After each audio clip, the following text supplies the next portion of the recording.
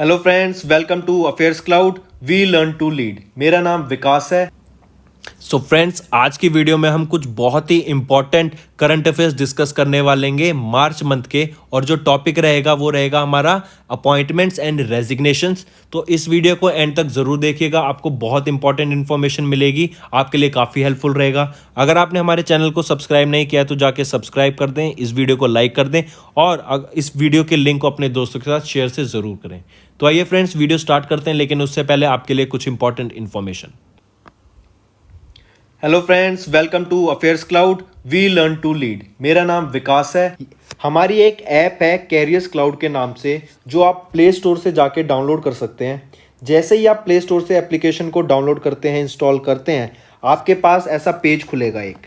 उस पर आपको जाके अपनी गूगल आईडी से आपको लॉगिन करना है। लॉगिन करने के बाद ही जैसे ही आप लॉगिन करके अपनी एप्लीकेशन को ओपन करते हैं तो आपको एक विंडो ऐसी दिख जाएगी। इस विंडो में आपको देखेंगे तो आपको करंट अफेयर्स का एक सेक्शन दिखेगा। यहाँ पे आपको करंट अफेयर, इस पर क्लिक करते ही आप हमारे करंट अफेयर के सेक्शन में आ जाएंगे। हमारा करंट अफेयर का जो सेक्शन है, जो हम आपको कोर्स प्रोवाइड करते हैं एप्लीकेशन में, बहुत अच्छा कोर्स है। आपकी प्रिपरेशन में बहुत ज़्यादा हेल्प होने वाली है। मैं आपको बता देता हूँ, ये कोर्स ऐसा है कि आपको कम से कम एक ही क्वेश्चन आप कम से कम 4 से 5 बार रिवाइज करेंगे। इतना हेल्पफुल रहने वाला है आपके लिए। देखते हैं हम आपको क्या प्रोवाइड करते हैं। हम आपको करंट अफेयर्स हिंदी में प्रोवाइड कर रहे हैं और हिंदी के साथ साथ हम इंग्लिश में भी प्रोवाइड करते हैं। जो कंटेंट होता है वो भी हिंदी में लिखा होता है। पहली चीज़, हम आपको डेली करंट अफेयर्स प्रोवाइड कर रहे हैं। डेली पीडीएफ मिलेगी आपको, डेली आपको क्वेश्चन आंसर फॉर्मेट में मिलेगा। ठीक है, आपको डेली के 20 क्वेश्चन मिलेंगे, जिसको पढ़ के आप जिसकी अपनी प्रैक्टिस कर सकते हैं और ये बहुत हेल्पफुल होते हैं रिवीजन में। क्वेश्चन आंसर्स मिलेंगे आपको current affairs format, question answer के फॉर्मेट में। फिर ऐसे ही आपको वीकली मिलेगा, जो आपके पूरे वीक के क्वेश्चंस, आप डेली क्वेश्चंस आपको पीडीएफ मिलेगी। उनमें से जो इंपॉर्टेंट क्वेश्चंस होंगे उनका आपका एक तो क्विज हुआ करेगा हर वीक। 50 क्वेश्चन का क्विज बहुत होता है। आपको 50 क्वेश्चन वीक के मतलब सारे इंपॉर्टेंट क्वेश्चन आ गए। उसके साथ साथ क्वेश्चन आंसर फॉर्मेट में आपको हिंदी की ई बुक प्रोवाइड होगी, जिसमें आपको सारे पैराग्राफ वाइज या फिर एक क्वेश्चन आंसर फॉर्मेट में आपको सारे वीक के करंट अफेयर्स मिलेंगे। ऐसे ही फिर तीसरा हम आपको प्रोवाइड करेंगे मंथली पीडीएफ। पीडीएफ आपकी हिंदी में ही होगी। आपको टॉप 100 क्वेश्चन आंसर्स मिलेंगे। ठीक है, जो पूरे महीने के 100 इंपॉर्टेंट क्वेश्चंस हैं वो आपको एक पीडीएफ प्रोवाइड की जाएगी, उसमें मिलेंगे। वो आपको क्वेश्चन आंसर फॉर्मेट में भी प्रोवाइड होंगे। तो आप देख रहे हैं हम आपको कितनी अच्छी चीज़, और ये आपका पूरा 1 साल का कोर्स होता है। आपको 2 कोर्स के ऑप्शन मिलेंगे, एक तो होगा फॉर 1 ईयर, एक होगा फॉर 2 ईयर। अगर आप न्यू एस्पिरेंट हैं, आपको मतलब अभी आपने प्रिपरेशन जस्ट स्टार्ट की है, तो आई विल सजेस्ट आप 2 साल का कोर्स परचेज करें। बट आप एक रेगुलर एस्पिरेंट है और पढ़ रहे हैं तो आप 1 साल का कोर्स भी परचेज कर सकते हैं। इंपॉर्टेंट थिंग इसकी बात यह है कि हम आपको अलग बैंकिंग अवेयरनेस के भी क्वेश्चंस प्रोवाइड करते हैं। बैंक से रिलेटेड जो आपके क्वेश्चंस होंगे सब इसमें हम अपना कोर्स में कवर कर देते हैं। बहुत अच्छा कंटेंट होता है, कंटेंट में आपको कोई शिकायत नहीं होगी एंड डेली अपडेट होता है। आपको डेली पीडीएफ मिलेंगी, उसकी भी कोई टेंशन लेने की ज़रूरत नहीं है आपको। ठीक है, इसके अलावा आप देखेंगे तो हम वेरियस एग्जाम्स की पीडीएफ भी प्रोवाइड करती हैं, जो आपको आगे क्वेश्चंस, आप आगे पेपर सॉल्व करने में बहुत हेल्प मिलेगी। अब कुछ क्वेश्चंस होते हैं जैसे कि कई सारे इंपॉर्टेंट डेज हो गए महीने के, फिर बुक्स और ऑथर्स, कौन सी बुक रिलीज हुई है, कौन सी ऑथर ने क्या बुक अभी पब्लिश की है, फिर उसके बाद इंडेक्सेस हो गए, रिपोर्ट्स हो गई। ठीक है, फिर कोई फेस्टिवल सेलिब्रेट किया गया है या कोई योजना आई है। तो ये काफ़ी सारे टॉपिक्स होते हैं। तो ये टॉपिक वाइज करंट अफेयर्स भी हम आपको 20 टाइप के पीडीएफ प्रोवाइड करते हैं, जिसमें 20 अलग अलग टॉपिक्स होते हैं और ये आपको हर महीने अपडेट होती रहती हैं ये चीज़। तो सोचिए आपको कितना अच्छा पैकेज मिल रहा है, कितना अच्छा कोर्स मिल रहा है। ठीक है, इसके अलावा देखो कितनी सारी चीज़ें प्रोवाइड कर रहे हैं हम आपको। इसके अलावा स्टेट करंट अफेयर्स, हर स्टेट के करंट अफेयर्स भी आपको इंडिविजुअली प्रोवाइड होते हैं इसके साथ। ठीक है, तो देखिए हम आपके लिए कितनी मेहनत कर रहे हैं। आपको कुछ नहीं करना, आपको सिर्फ सब्सक्राइब बटन दबाना है और हमारे चैनल को सब्सक्राइब करना है। इसके अलावा आप सभी फ्रेंड्स के लिए मेरी तरफ से एक गिफ्ट। जैसे ही आप पेमेंट करने वाले होंगे हमारी एप्लीकेशन में, वहीं पर आपको नीचे एक कोड डालने का ऑप्शन मिलेगा। अगर वहां पर आप विकास 10 कोड डालते हैं तो आपको सीधा 10% का एक्स्ट्रा डिस्काउंट मिल जाएगा। सिर्फ विकास 10 आपको कोड उसमें यूज करना है एंड मेरी तरफ से आप सभी के लिए एडिशनल 10% डिस्काउंट तो जाइए जल्दी से हमारे कोर्सेज को देखिए एंड उसको परचेज कीजिए। तो आइए अपनी वीडियो स्टार्ट करते हैं। तो चलिए फ्रेंड्स, अपनी पहली न्यूज देखते हैं। तीरथ सिंह रावत क्या वो बने हैं सीएम बने हैं उत्तराखंड के नए। कौन बने हैं सीएम नए? वो है तीरथ सिंह रावत। आप इनको पिक्चर में देख सकते हैं, ठीक है। फिर क्वेश्चन आ सकता है कि इन्होंने किसको टेक ओवर किया, इनको किसकी पोजीशन ली?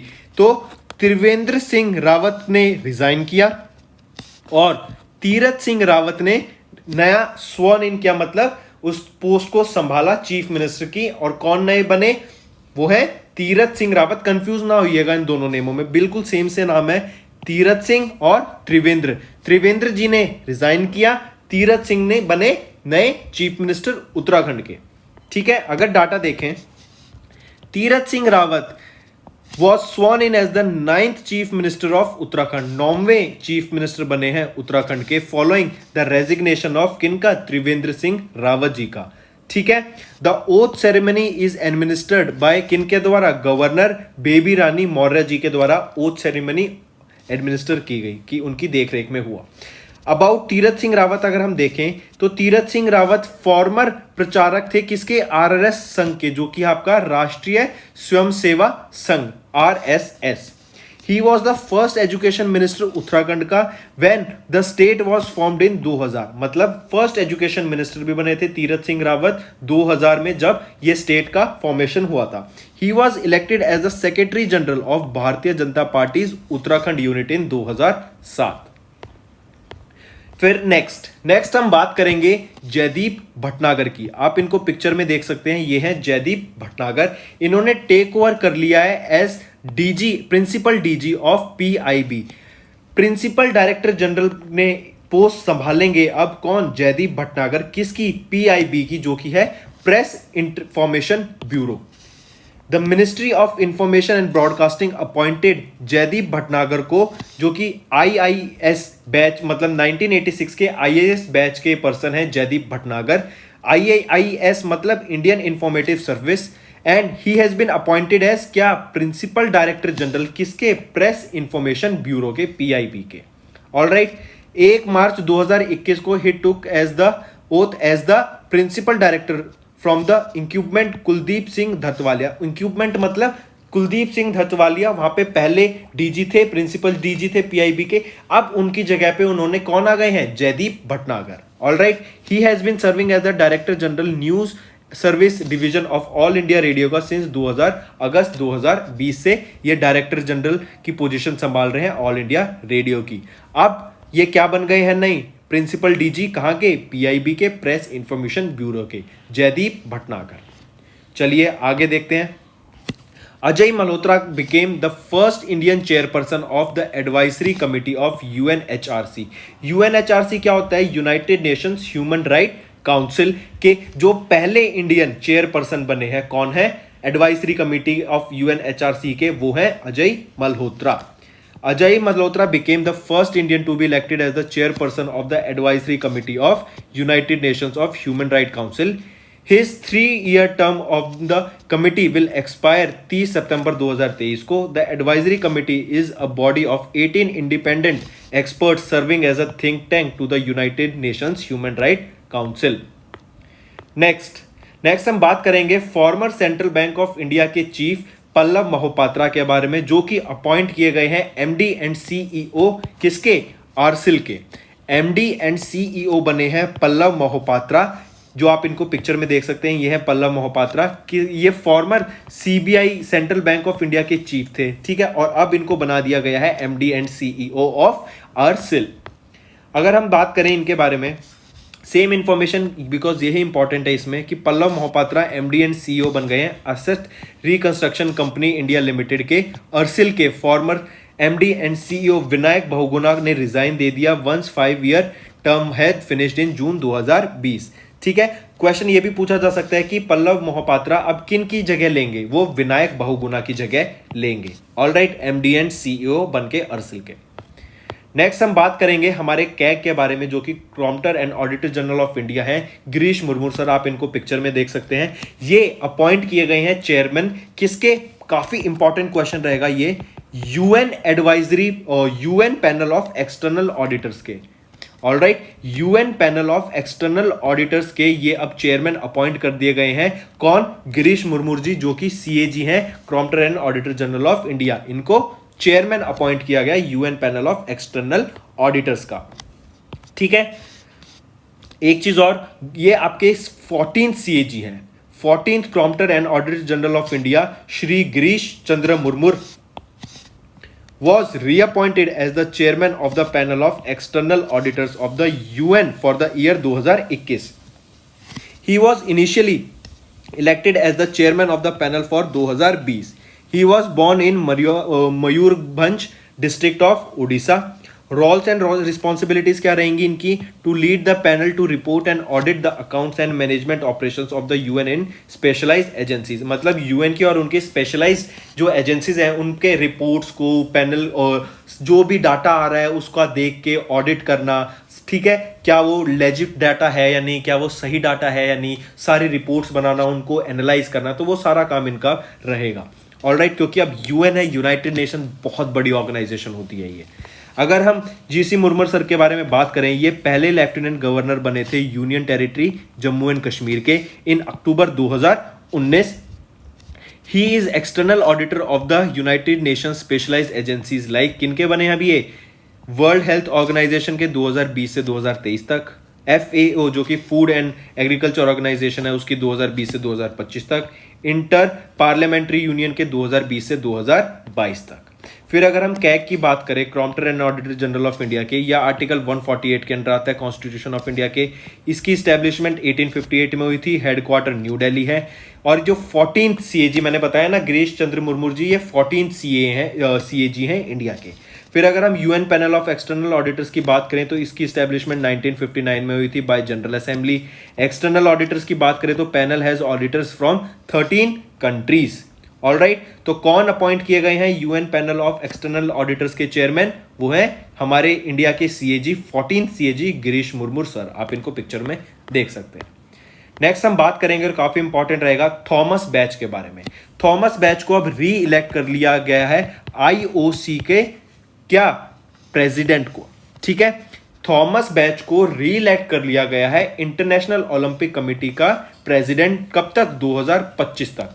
ठीक है, इनका टर्म अभी खत्म हो रहा था, जब टोक्यो ओलंपिक खत्म होगा अभी 8 अगस्त को, नहीं 8 अगस्त को नहीं, इनका टर्म जब खत्म हो, मतलब ओलंपिक, टोक्यो ओलंपिक्स जब खत्म होंगे, हाँ 8 अगस्त को, तो इनका ये प्रेसिडेंटशिप का भी टर्म खत्म हो जाएगा। एंड अगले दिन 9 अगस्त को ही इनका नया टर्म जो कि 2025 तक होगा प्रेसिडेंसी का, वो स्टार्ट हो जाएगा थॉमस बैच का।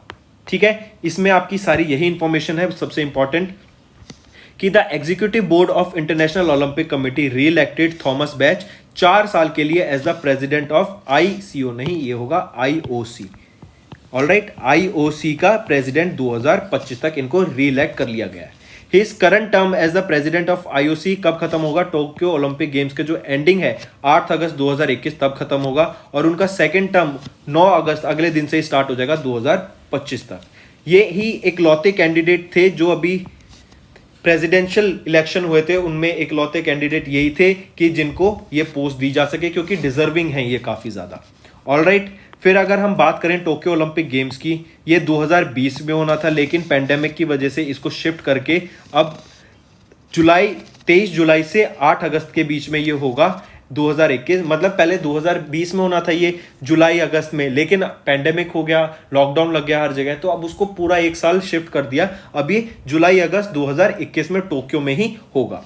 ऑलराइट, फिर अगर हम इंटरनेशनल ओलंपिक कमेटी की बात करें, प्रेसिडेंट थॉमस बैच अभी हमने पढ़ ही लिया। हेडक्वार्टर कहाँ पे है? लॉजेन स्विट्जरलैंड में, और ये कब बना था? 1894 में। फिर अगर हम आइवरी कोस्ट के प्रेसिडेंट की बात करें, इन्होंने अपॉइंट किया पैट्रिक आची को as their interim prime minister. काफी इंपॉर्टेंट रहेगा, इसको मार्क करके चलिएगा कि किन्होंने पैट्रिक आची को क्या पोस्ट मिली है? इंटर्म प्राइम मिनिस्टर की मिली है। ठीक है, फिर देखते हैं Ivory Coast president Alassane Ouattara appointed Patrick Achi as their interim prime minister of Ivory Coast due to poor health condition of the incumbent Hamid बकायोको। मतलब अभी जो प्राइम मिनिस्टर हैं वहां के हामिद बकायोको, उनकी पुअर हेल्थ कंडीशंस की वजह से इंटर्म प्राइम मिनिस्टर किनको अपॉइंट किया गया? पैट्रिक आची को। ऑलराइट, चलिए नेक्स्ट देखते हैं। नेक्स्ट हम बात करेंगे, वर्ल्ड इकोनॉमिक फोरम ने अनाउंस किया 2021 को class of young global leaders. Question direct पूछा जाएगा कि वर्ल्ड इकोनॉमिक फोरम ने 2021 को कौन सा क्या घोषित किया? उसको class of global young global leaders घोषित किया, YGL। The world Economic forum release the list of 112 young global leaders. 7 Indians रहे उसमें, श्रीवीर खेरुका, अदिति अवस्थी, श्रीकांत बोला, गजल कालरा, आम्या प्रभु, हृदय रविंद्रनाथ एंड हितेश वाधवा, ये इंडिया से रहे। ठीक है, एंड इनको World Economic Forum of young global leaders घोषित करा गया। The forum of YGL is a group of remarkable people, मतलब काफी एक्स्ट्राऑर्डिनरी पीपल की है, under the age of 40 from diverse communities and industries across the globe. The forum of YGL was created 2004 में Klaus Schwab के द्वारा, who is the founder and the executive chairman of World Economic Forum. फिर अगर world Economic forum की बात करें, founder chairman कौन? अभी हमने देखा क्लॉस श्वाब। हेडक्वार्टर कहाँ है? जिनेवा स्विट्जरलैंड में, और ये कब फाउंड किया गया था? 1971 में। तो इंडिया से 7 लोगों का नाम यंग ग्लोबल लीडर्स की लिस्ट में आया, जिसमें 112 लोग हैं टोटल। ये सारे अंडर द एज ऑफ 40 हैं, और ये यंग ग्लोबल लीडर्स की लिस्ट किसके द्वारा रिलीज की जाती है? वर्ल्ड इकोनॉमिक फोरम के द्वारा। एंड वर्ल्ड इकोनॉमिक फोरम जो कि WEF है, इन्होंने ही 2021 को class of young global leaders declare करा। चलिए, काफी अच्छा था ये। नेक्स्ट देखते हैं। नेक्स्ट हम बात करने वाले हैं दीपक मिश्रा की। दीपक मिश्रा को अपॉइंट किया गया है डायरेक्टर एंड चीफ एग्जीक्यूटिव किसका? ICR का। ICR क्या है आपका? पहले तो ये देख लेते हैं इसके बारे में। फुल फॉर्म रहेगी इसकी Indian council for research on international economic relationship. ये एक इकोनॉमिक थिंक टैंक है इंडिया का। दीपक मिश्रा को, जो कि एक lead economist and practice manager world bank पे, अभी इनको new director and chief executive appoint कर दिया गया है ICR का। ठीक है, Deepak Mishra will take over as the director and chief executive from Rajat Kathuria, who has been serving as the director and chief executive of ICR since 1 सितंबर 2012 से जो वो पोस्ट संभाल रहे हैं। तो दीपक मिश्रा किनको रिप्लेस करेंगे? रजत कथुरिया को। चलो नेक्स्ट हम बात करेंगे, government will reconstitute panel for studying Saraswati river को स्टडी। क्वेश्चन देखो, इसमें यह पूछा जाएगा कि गवर्नमेंट एक पैनल बनाएगी कौन सी रिवर की स्टडी के लिए? वो है सरस्वती रिवर की स्टडी के लिए। ठीक है, the archaeological Survey of India release a notification stating that it has reconstituted an advisory committee for multi disciplinary study of river Saraswati. इसको घग्गर हाकरा रिवर भी बोला जाता है। तो घग्गा हाकरा रिवर का दूसरा नाम सरस्वती का दूसरा नाम घग्गर खाकरा रिवर। ठीक है, it will be headed by किन के द्वारा? यूनियन मिनिस्ट्री फॉर कल्चर, जो कि हमारे प्रहलाद सिंह पटेल हैं अभी। It has been reconstituted for the next 2 years after the earliest term panel ended in 2019। The committee will review the work done by the previous panel and then formulate a plan. अगर river Saraswati की बात करें, consider a mythical river. It is among the tribe of India's holy river, among with Ganga and Yamuna. It is believed to have run through the states of Himachal Pradesh, Punjab, Haryana, Rajasthan. In state से पास करी है river Saraswati. It is said to be have disappeared due to tectonic disturbances impacting the tributaries. अगर Archaeological Survey of India की बात करें, director general हैं V Vidyavati and head office कहाँ रहेगा? न्यू दिल्ली में रहेगा। ठीक है, तो सरस्वती रिवर के स्टडी के लिए ये पैनल कॉन्स्टिट्यूट करा गया। नेक्स्ट हम बात करेंगे कुंभ मेला के बारे में। सेंटर ने एक हाई लेवल टीम को अपॉइंट किया रिव्यू करने के लिए medical care and public health arrangements, जो कि कुंभ मेला में क्या वो सारे प्रॉपर अरेंजमेंट हुए, क्या कोविड-19 के प्रोटोकॉल्स वहां फॉलो हुए, क्या वहां पे मेडिकल केयर एंड पूरी सोशल डिस्टेंसिंग प्रोवाइडेड की गई थी, जैसा रूल्स में बताया गया कि हमें 1 फुट की दूरी पे रहना चाहिए, 2 फुट की दूरी पे रहना चाहिए एक दूसरे से, हमें मेडिकल केयर जैसे मेडिकल इक्विपमेंट्स क्या हो सकते हैं आपके वहां पे, मास्क क्या लोगों ने वहां पे पहने हुए थे, तो ये सारा कितने लोग टेस्ट पॉजिटिव हुए वहां पे आने के बाद, वहां पे कितने लोग टेस्टेड पॉजिटिव आए थे, उसके बाद जब वहां से लोग घर गए तो कितने लोग वहां से टेस्टेड पॉजिटिव हुए। तो ये सारी चीज रिव्यू करने के लिए एक सेंटर ने एक टीम अपॉइंट की। ऑलराइट, तो कुंभ मेला कहां हुआ था? हरिद्वार में हुआ था। Medical care and public health arrangements को रिव्यू करने के लिए एक हाई लेवल टीम अपॉइंट की गई सेंटर के द्वारा। ठीक है, फिर अगर हम देखें 3 मेंबर हाई लेवल टीम किन के द्वारा हेड की जाएगी? 3 मेंबर की टीम। पहले मेंबर है डॉक्टर एसके सिंह जो कि इसको हेड करेंगे। Alright, and director of national centre for disease control, ये इनके डायरेक्टर है। ऑलराइट, दूसरे पर्सन रहेंगे आपके डॉक्टर एसके जैन जो कि एडिशनल डायरेक्टर हैं एनसीडीसी के, एंड तीसरे रहेंगे डॉक्टर मीना धूरिया जो कि डेप्टी डायरेक्टर हैं एनसीडीसी के ही। ऑलराइट, चलिए नेक्स्ट हम बात करेंगे कपिल देव। कपिल देव को अभी एक professional Golf Tour of India का बोर्ड मेंबर्स बना दिया गया है। आई रिपीट, कपिल देव को अभी professional Golf Tour of India मतलब पीजीटीआई, इसको शॉर्ट फॉर्म में लिख लीजिए PGTI, professional Golf Tour of India का बोर्ड मेंबर बना दिया गया है। ठीक है, अगर इसके बारे में देखें तो former Indian cricketer Kapil Dev has inducted या फिर बना दिया गया into the Professional Golf Tour of India PGTI as a board member. Kapil Dev the captain of Indian cricket team won the 1983 world cup इन्होंने जीता था और इंडियन टीम के ये कैप्टन थे। ऑलराइट, अब गोल्फ को बढ़ावा देने के लिए कंट्री में ये एक लॉन्च किया गया कि कपिल देव को professional Golf Tour of India का बोर्ड मेंबर बना दिया जाएगा, और ये अनाउंस किया गया Prometheus school Delhi NCR open golf championship के दौरान जो कि गुड़गांव हरियाणा में ऑर्गेनाइज कराई जाएगी। उसके इवेंट के दौरान ये कपिल देव को इस पोस्ट का अनाउंसमेंट कर दी। ऑलराइट, फिर कपिल देव का काम क्या रहेगा? He will be convincing corporates to associate and invest in Indian golf, मतलब इंडियन गोल्फ में इन्वेस्ट करो ताकि इसको और ज्यादा बढ़ावा मिल सके एंड यहाँ के लोग और ज्यादा गोल्फ खेलें। He will work towards getting more attention from sponsors and investors, making golf more popular in India. Question direct, किनको पीजीटीआई का जो कि professional Golf Tour of India है उनका बोर्ड मेंबर बनाया गया है? वो है कपिल देव। ऑलराइट, चलिए नेक्स्ट हम बात करेंगे हर्षवर्धन जी के बारे में जो कि हमारे मिनिस्टर हैं for health and family welfare. इनको अपॉइंट किया गया है chairman stop TB partnership board का। इनसे रिलेटेड एक चीज और याद रखिएगा कि इन्होंने ही टीबी हारेगा देश जीतेगा ये कैंपेन स्टार्ट किया था 2019 में डॉक्टर हर्षवर्धन ने, एंड अब इन्हीं को ही चेयरमैन घोषित कर दिया गया है स्टॉप टीबी पार्टनरशिप बोर्ड का for 3 years. Alright, doctor Harshvardhan को चेयरमैन अपॉइंट कर दिया गया स्टॉप टीबी पार्टनरशिप बोर्ड का 3 साल के लिए जो कि जुलाई 2021 से स्टार्ट होगा। ठीक है, चलिए ये किसको सक्सीड करेंगे ये और बता दो। एक और चीज हम बात करेंगे कि इंडिया ने एक एम से या फिर एक गोल स्टार्ट किया था कि टीबी को ना हम इंडिया से एरेडिकेट कर देंगे, मतलब खत्म कर देंगे, एलिमिनेट कर देंगे 2025 तक। ठीक, और फिर नेक्स्ट क्वेश्चन पूछा जा सकता है कि डॉक्टर हर्षवर्धन अभी चेयरमैन तो बनेंगे TB stop TB partnership board के, लेकिन इससे पहले कौन थे, किसको सक्सीड करेंगे? वो करेंगे डॉक्टर लुइस हेनरिके मैंडेटा को।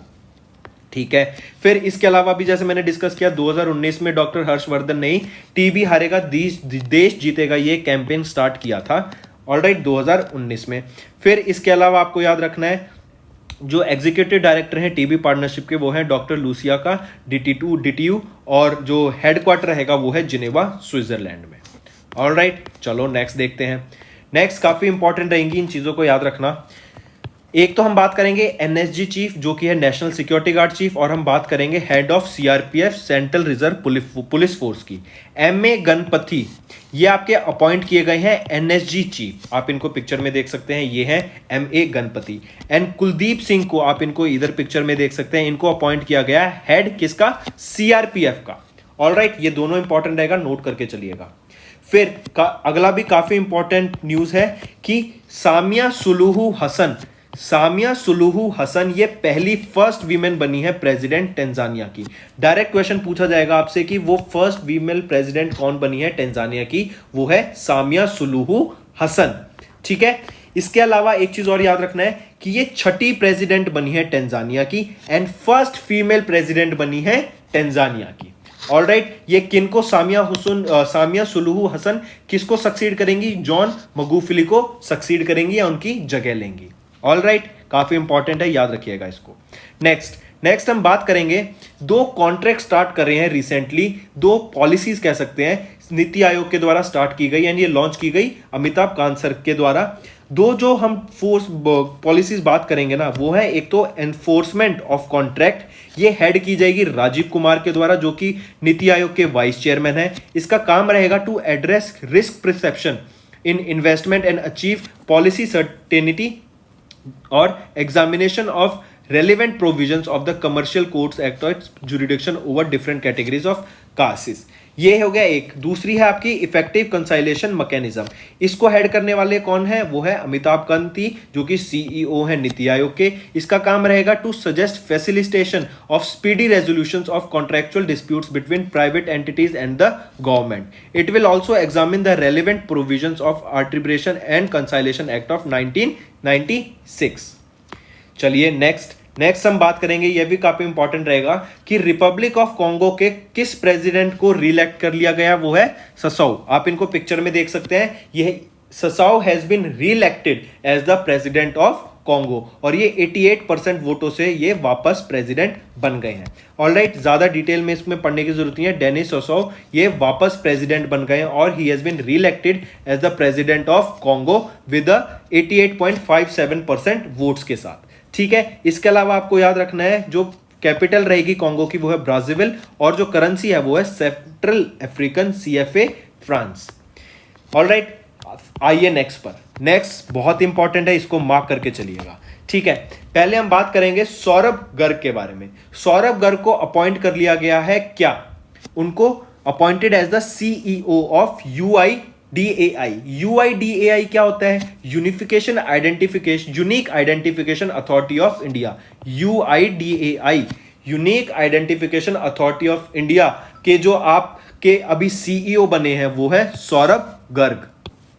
ठीक है, फिर दूसरे व्यक्ति हैं हमारे राजीव कुमार, आप इनको पिक्चर में देख सकते हैं। इनको अपॉइंट किया गया है AA का चीफ। AA क्या है? एयरपोर्ट अथॉरिटी ऑफ इंडिया का चीफ। क्वेश्चन डायरेक्टली पूछा जाएगा कि एयरपोर्ट अथॉरिटी ऑफ इंडिया के नए चीफ कौन बने हैं? वो है राजीव कुमार। और UIDAI के नए CEO कौन बने हैं? वो है सौरभ गर्ग। नेक्स्ट हम बात करेंगे सेल की जो फर्स्ट वीमेन चेयरमैन बनी थी सोमा मंडल, इनके बारे में। इनको इलेक्ट किया गया है स्कोप का चेयरमैन। ठीक है, स्कोप का चेयरमैन अब कौन बनी है? सोमा मंडल। इनसे रिलेटेड देखें तो सोमा मंडल को जो कि chairman of Steel Authority of India की चेयरमैन थी, इनको अब elected as the new chairman किसका? स्कोप का। और स्कोप की फुल फॉर्म रहेगी standing conference of public enterprises. ठीक है, she has been elected for a term of 2 years। अभी 1 अप्रैल से यह स्टार्ट हो जाएगा। प्रदीप कुमार दास को ये रिप्लेस करेंगी। Alright, Pradeep Kumar Das chairman of Pradeep Kumar Das को ये रिप्लेस नहीं करेंगी। प्रदीप कुमार दास जो कि chairman and managing director of Indian renewable energy department of development agency limited IREDA के हैं, has been elected as the vice chairman of SCOPE. ठीक है, प्रदीप कुमार दास वाइस चेयरमैन बने हैं स्कोप के और चेयरमैन कौन बनी है? Soma Mandal. I repeat, SCOPE जो कि आपका standing conference of public enterprise है स्कोप, इसकी चेयरमैन बनी है सोमा मंडल और इसकी जो वाइस चेयरमैन बने हैं वो है प्रदीप कुमार दास। ऑलराइट, चलिए नेक्स्ट और आज की वीडियो का आखिरी न्यूज है हमारे महिंद्रा कंपनी ने अपॉइंट किया अनीश शाह को as the new MD and CEO। Company का नया MD एंड CEO किनको अपॉइंट किया गया है? अनीश शाह को। आप इनको पिक्चर में देख सकते हैं। इससे रिलेटेड डाटा देखें तो कि Anish Shah has been appointed as the managing director and chief executive officer Mahindra and Mahindra limited with the effect of 2 April 2021 से। He takes over from Pawan Goenka who will retire as the MD and CEO। किसको replace करेंगे? पवन गोयनका को replace करेंगे। ठीक है, he will oversee operations of all the companies under Mahindra group along with the automobile and tractor manufacturing business. तो main चीज क्या याद रखनी है? MD एंड CEO महिंद्रा के नए कौन बनेंगे? वो है अनीश शाह। किसको रिप्लेस करेंगे? पवन गोयनका को। तो फ्रेंड्स, ये थी हमारी वीडियो। अगर आपको आज हमारी वीडियो से कुछ ना कुछ सीखने को मिला है तो जल्दी से जाइए और हमारे चैनल को सब्सक्राइब कर दें और इस वीडियो को लाइक कर दें। और फ्रेंड्स, अगर आपको हमारे कंटेंट से रिलेटेड या फिर हमारे कोई ऐप से इशू आ रहा है, कोई भी आपको प्रॉब्लम है, तो आप हमारी जीमेल आईडी जो कि है support@affairscloud.com या फिर हमारा नंबर 9677333862 पर कांटेक्ट कर सकते हैं एंड हमारी टीम जल्दी से जल्दी आपके इशू को रिजॉल्व करने में आपकी सहायता करेगी। So take care.